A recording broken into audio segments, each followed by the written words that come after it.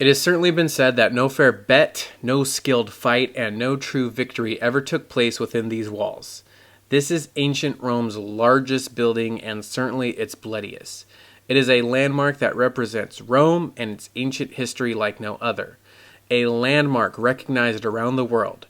Over 8 million yearly visitors come to get a glimpse of what once was. Many of Rome's people, however, ignore this place because they know the history within the walls. Oh, you didn't think we can do it again? Records. You know what I'm saying? That's how we do it real big in 2007.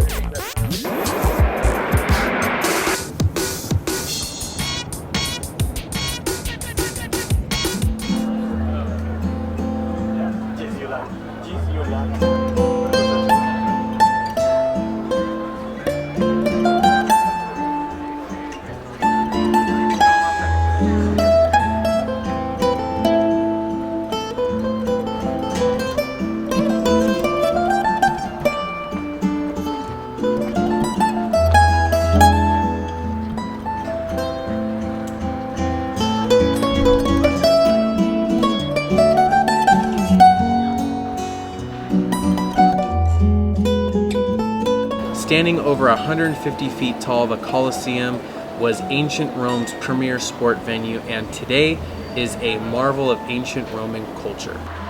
The history told inside these walls gives a cruel and awakening depiction of life in the ancient city. As you arrive at the Colosseum, you realize just how big it is. This place is the same size as any large sporting venue we have in our current day cities.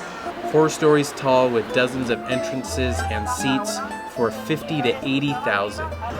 Once inside the Colosseum's walls, you get a clear look at massive archways, hallways, corridors, stairs, and seating sections.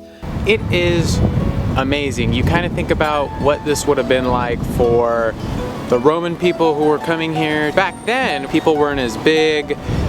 Buildings and structures certainly weren't commonly this big. Probably a lot of people didn't believe that this was here until they came and saw it. And it's really amazing to see in person. Some of the areas have not been kept up well. Some of the areas are not even around anymore.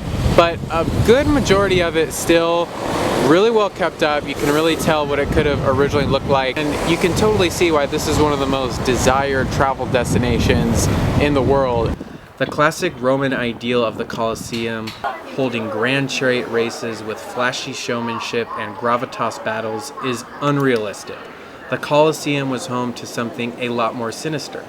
The main events that were held on the arena floor were gladiator contests. Gladiator contests were bloody and by most standards, unholy.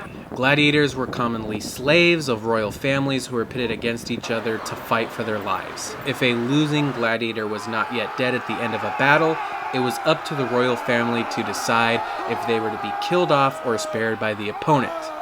The floor of the Colosseum has been completely removed, giving a terrifying look at what life was like for the slaves and animals used in these competitions.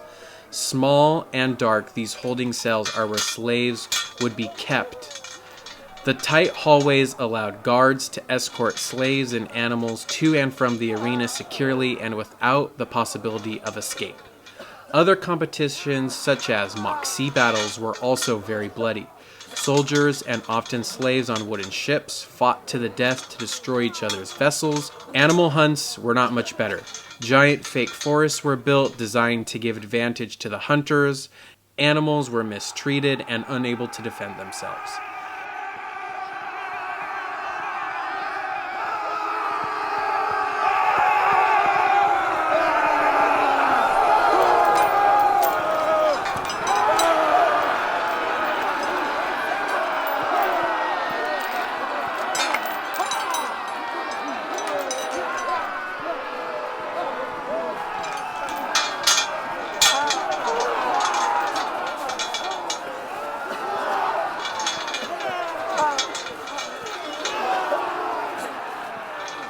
For Romans, this has become a place to ignore, to keep driving past, not to speak of, hosting battles of blood, games of torture, Slaves who lost their lives here were never buried or identified after battle. Rome embraces its history and its architecture, but the city does not focus or advertise the history of this place. While the Colosseum stands as a proud marvel of ancient Rome's architecture, the history reminds us all of the barbaric and sinister ways of the ancient world.